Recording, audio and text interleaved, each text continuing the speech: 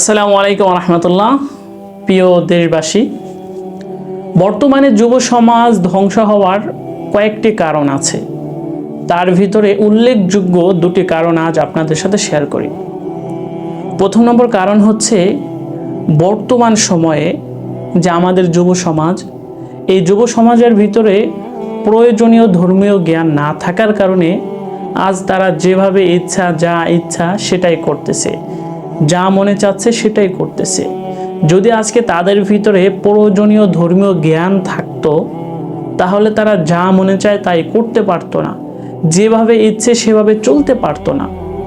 তাদের ধর্মীয় জ্ঞান শূন্য থাকার কারণে আজ যেভাবে ইচ্ছা, যেখানে ইচ্ছা, যা করতে ইচ্ছা করতেছে তারা সেটাই করতে পারতেছে। এটার তাদের এই অধঃপতনের অন্যতম কারণ হচ্ছে প্রয়োজনীয় ধর্মীয় জ্ঞান না থাকা।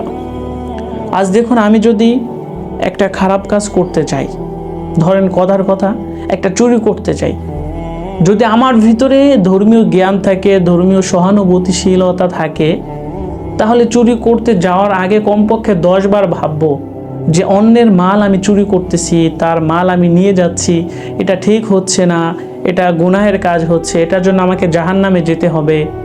টোটালি আর অনেক কিছু আমি চিন্তা ভাবনা করব।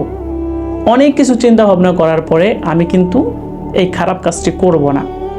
কিন্তু যখন আমার ভিতরে এটা ভালো মন্দ এরকম কোনো এই যে ভালো মন্দর ভেদাভেদ করার কোনো জ্ঞানই না থাকে, টোটালি কোনো জ্ঞানই আমার ভিতরে নাই, তখন আমি কি করব? আমার মনে চাইছে যে একজনের একটা ডাব চুরি করে খাই, তখন এই গাছে উঠে আমি ডাবটা চুরি করে খেলাম। এই একজনের টাকা চুরি করলাম, একজনের ফোন চুরি করলাম, এভাবে যা ইচ্ছা আমি তাই চুরি করলাম, কারণ আমার ভিতরে প্রয়োজনীয় ধর্মীয় জ্ঞান নেই। এই জন্য সব কিছু আমার কাছে সমান, খারাপের কিছু না। ভালো নামাজ পড়া যেমন ভালো, চুরি করাও তেমন ভালো। আমরা গালি দিতে যেমন দ্বিধাবোধ করব না, সেভাবে মানুষের সাথে মারামারি হাতাহাতি করতেও কোনো দ্বিধাবোধ করব না। তো বর্তমানে যুব সমাজ ধ্বংস হওয়ার পিছনে অন্যতম কারণগুলোর একটি কারণ হচ্ছে প্রয়োজনীয় ধর্মীয় জ্ঞান না থাকা। দ্বিতীয় নম্বর স্টেপ হচ্ছে অভিভাবকদের অসতর্কতা। আজকে যদি আমাদের অভিভাবকগণ সতর্ক থাকতো বা সতর্ক হতো, সন্তানদের তাদের মন ইচ্ছা মতো, তাদের স্বাধীনতা অনুযায়ী তাদেরকে চলতে না দিত, বা গাইডলাইনটা যদি সুন্দর হতো অভিভাবকের পক্ষ থেকে, তাহলে আমরা এরকম ছন্নহারা হতাম না। আর ছন্নহারা যখন একটা মানুষ, একটা যুবক না হবে, তখন সে একটা গাইডলাইনের উপরে চলবে। ওই গাইডলাইন তাকে কখনোই খারাপ বানাবে না, কখনোই তাকে খারাপ পথে নিবে না, এবং কখনোই তাকে এমন কোনো কর্মে লিপ্ত করবে না যে কর্মটা না করা উচিত।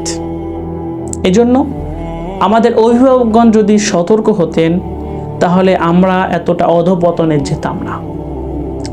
তো দুইটি কারণ বললাম, আশা করব আমরা যারা ভিডিওটি দেখতেছি এই দুটি কারণের সাথে বর্তমান সমীকরণ মিলানোর পরে আমরা নিজেদের জায়গা থেকে, নিজেদের সন্তান হোক, ভাই বোন যেই হোক না কেন, রিলেটিভ যেই হোক, আমরা তাদের ভিতরে এই দুটি জিনিস সব থেকে বেশি আপনার কাজ করার চেষ্টা করব, সব থেকে বেশি এই দুটি নিয়ে কাজ করার ট্রাই করব।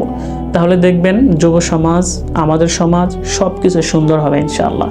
আবার বলি দুটি কারণ, প্রথম হচ্ছে প্রয়োজনীয় ধর্মীয় জ্ঞান না থাকা, দ্বিতীয় নম্বর হচ্ছে অভিভাবকদের অসতর্কতা। এই দুটি কারণের জন্য, এই দুইটি বিষয়কে অবহেলা করার জন্য আজ আমাদের যুব সমাজের এই করুণ অবস্থা।